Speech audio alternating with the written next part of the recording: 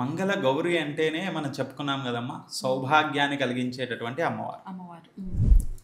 కాబట్టి ఆ అమ్మవారిని పూజిస్తే మనకి ఏమి ఫలితం లభిస్తుంది అనేది చెప్పుకోవచ్చు.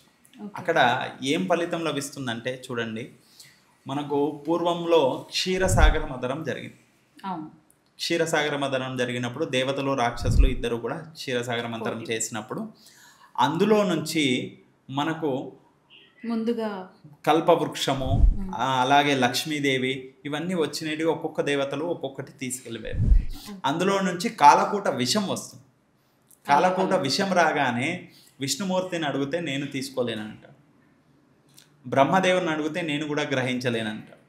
మరి పరమేశ్వరుని వద్దకు రాగానే ఆ పరమేశ్వరుడు ఏం చేస్తాడంటే ఒక్కసారి తన పక్కనే ఉన్నటువంటి గౌరీమాతను చూస్తాడు.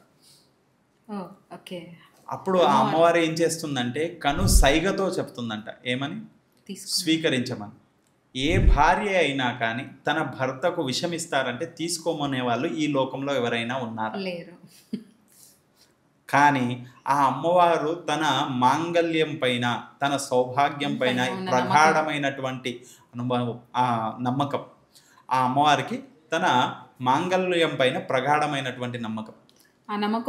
ఆ నమ్మకంతో తను ఏం చెప్తుందంటే తనను ఆ కాలకూట విషాన్ని కూడా స్వీకరించమని చెప్తుంది. అలాంటి కాలకూట విషాన్ని తాగినా కానీ ఆ స్వామివారు అలా ఉన్నారంటే ఆ అమ్మవారి యొక్క మాంగళ్య బలం అని చెప్పుకోవచ్చు. అందుకనే ప్రతి చోట, ప్రతి పూజా కార్యక్రమాలలో, వివాహంలో కూడా గౌరీమాత ఆరాధన చేయడం జరుగుతుంది, కానీ లక్ష్మీమాత ఆరాధన లేదు. ముందుగా గౌరీదేవి పూజ అని చెప్తాం. మనకు ఎక్కడైనా కానీ సరే వివాహంలో గౌరీదేవి పూజ చేస్తాం. అందుకనే మాంగళ్య త్రయ గౌరి, మాంగళ్యాన్ని కూడా ఆ యొక్క అమ్మవారి పూజా సమయంలో గౌరీమాతను పూజించి అలా చేయాలి. మనకు అక్కడ కూడా మీకు వచ్చిన జనాలందరికీ, ముత్తైదువులకు, పెద్దవాళ్లకు ఆ మాంగళ్యాన్ని ఒకసారి ఇలా తాకిచ్చి తీసుకొని వస్తారు. ఎందుకంటే వారి మాంగళ్య బలం కూడా వీరికి చేకూరాలి, వీరు దంపతులు ఇంకా అన్యోన్యంగా ఉండాలి అనే ఉద్దేశంతోనే ఆ యొక్క మాంగళ్య సమయంలో కూడా మంగళ గౌరీ ఆరాధన చేయడం జరుగుతుంది.